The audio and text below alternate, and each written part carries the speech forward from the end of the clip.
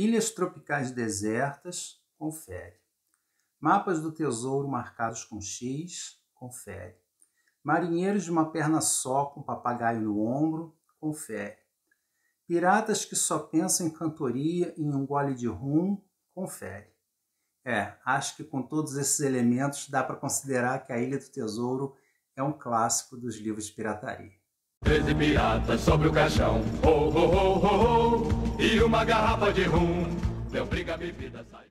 Olá pessoal, sejam muito bem-vindos ao Livros e E-Books, eu sou o Carlos, e esse é mais um vídeo do Victober, que é um projeto bem bacana que está sendo realizado por vários canais, tanto aqui no YouTube quanto no Instagram, em que estamos dedicando o mês de outubro à leitura de obras vitorianas, que é a literatura que foi produzida nos países integrantes do Império Britânico durante o reinado da Rainha Vitória. Então tem muita coisa interessante para todos os gêneros, para todos os gostos. Então já convido vocês para darem uma olhada também no conteúdo dos outros canais e os links vão estar todos aí embaixo na caixa de descrição. Ou então faça uma busca nas suas redes sociais ou nos motores de busca utilizando a hashtag VictoberBrasil, que vai aparecer muita coisa boa, tá? E o livro que eu vou trazer hoje também foi a leitura do mês do grupo de leitura que eu coordeno junto com a Lê Docena, do canal Portão Literário, que também tem várias pessoas aí produzindo conteúdo. Eu vou deixar também os links aí embaixo para vocês também darem uma olhada. E apesar de só ter lido A Ilha do Tesouro agora, essa história já me acompanha desde muitos anos, né? Desde a infância. Lá com uns 8, 9 anos, a minha mãe fazia para mim a coleção Historinhas de Walt Disney, que vinha com o livrinho e o disquinho com a história narrada. E um dos títulos dessa coleção era A Ilha do Tesouro, uma adaptação do filme da Disney de 1950. E quem viveu nas décadas de 70 e 80 deve se lembrar bem da verdadeira febre que era o lançamento de um filme dos Trapalhões. E em 1975, com o Trapalhão na Ilha do Tesouro, não foi diferente. Um enorme sucesso, filas imensas na porta do cinema e infindáveis repetições do filme aí na sessão da tarde. Mais tarde, já casado com filho, foi a vez dos Muppets na Ilha do Tesouro.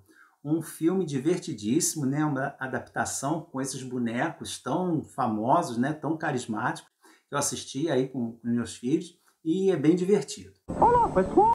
E finalmente, em 2002, um dos filmes menos conhecidos, né? Menos falados da Disney, que é O Planeta do Tesouro, que é uma mistura maravilhosa dessa história de pirata clássico com tecnologia espacial. Um visual estupendo, um filme que vale muito a pena, é um desenho que vale muito a pena ser conhecido. Infelizmente, não tão falado hoje em dia.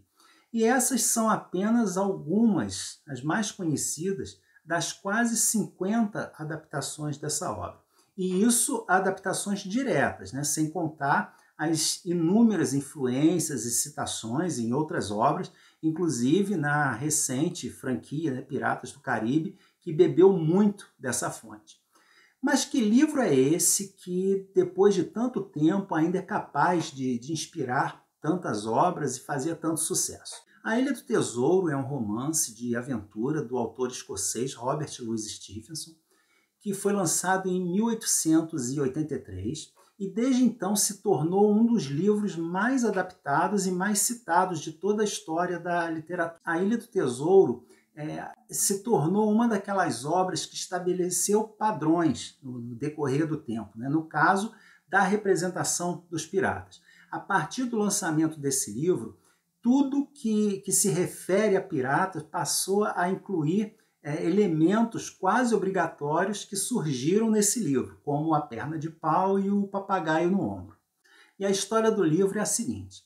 Em meados do século XVIII, um velho marinheiro se hospeda numa estalagem em algum local do litoral da Inglaterra que pertence à mãe do protagonista e narrador da história, o garoto Jim Hawkins, que tem em torno aí de 15 e 16 anos. Esse marinheiro é muito misterioso e solitário, mas logo começam a aparecer ali uns camaradas muito estranhos procurando por ele e o Jim começa a desconfiar que ele e a mãe estejam correndo perigo. Realmente, pouco tempo depois, a estalagem sofre um ataque mas o Jim e a mãe conseguem fugir com um pacote misterioso que pertencia a esse marinheiro. E nesse pacote, o Jim descobre o mapa de uma ilha na qual o famoso e infame pirata Capitão Flint escondeu seu tesouro e que essas pessoas misteriosas estão justamente atrás desse mapa. O Jim leva o mapa ao médico ali do local, que é o Dr. Livesey, e ao nobre John Trelawney, que exerce ali é um nobre que exerce alguma autoridade, alguns cargos públicos ali. Por exemplo, ele que exerce as funções de juiz.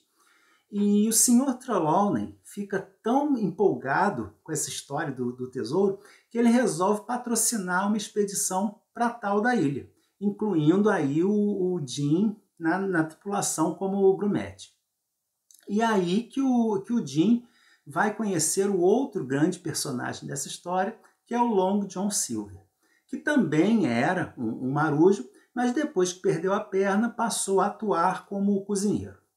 E ele é aquele camarada bacana, sempre bem-humorado, bom de papo, né? Sempre fazendo piada e logo caindo nas graças e conquistando a confiança do Jim.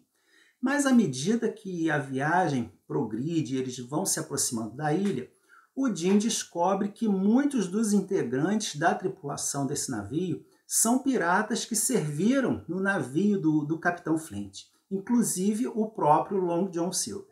E aí que começa uma grande aventura, né? Com muitas reviravoltas, perseguições, emboscadas, situações que envolvem e deixam a gente, né? Deixam o leitor empolgado em continuar e querer saber como vai terminar essa história, quem vai vencer e chegar primeiro ao tesouro enterrado, se é que vão chegar e existe, né, realmente um tesouro. Isso aí a gente fica querendo saber no desenrolar da história. E o Stevenson concebeu esse enredo baseado no desenho de um mapa que o seu enteado fez. Ele, nessa época, ele ainda não era conhecido, estava passando por dificuldades financeiras e viu aí a oportunidade de criar uma boa história e vendê-la para uma revista infantil. E ele mesmo, né, declarou que era para ser uma história para meninos, que não tinha necessidade aí de psicologia, de boa escrita. Mas, apesar disso, e de ser um livro assim, de puro entretenimento, é um livro muito bem escrito, com personagens bem carismáticos, bem envolventes, né? O título original do livro era O Cozinheiro do Mar, uma história para garotos, e foi lançado em capítulos numa revista infantil, e só em 1883, quando foi publicada em livro, é que ela recebeu o título de A Ilha do Tesouro. E já no lançamento, o livro caiu no gosto do público, inclusive tinha vários admiradores famosos, né, como o primeiro-ministro William Gladstone e o escritor Henry James, autor aí da Volta do Parafuso. Histórias ambientadas no mar sempre foram muito populares na Grã-Bretanha, talvez pelo fato do país ser uma ilha, sendo que um dos mais famosos, né, dos primeiros exemplos, foi o Robinson Crusoe, do Daniel Defoe, de 1719, que talvez seja a mais famosa história de náufrago da literatura, mas que vai muito além de uma simples aventura de náufrago, né? Tem muitas outras situações e um forte conteúdo social. Eu vou deixar nos cards e na caixa de descrição o link que eu fiz sobre essa obra, né? Que é um livro espetacular. E com a grande expansão do Império Britânico e o domínio dos mares que a Inglaterra exercia, começaram a surgir várias e várias obras explorando o tema marítimo, mas a grande maioria delas acabou caindo no esquecimento e não tem hoje, não são nem lembradas, né? Não tem uma ínfima parcela do sucesso, do reconhecimento que a Ilha do Tesouro teve.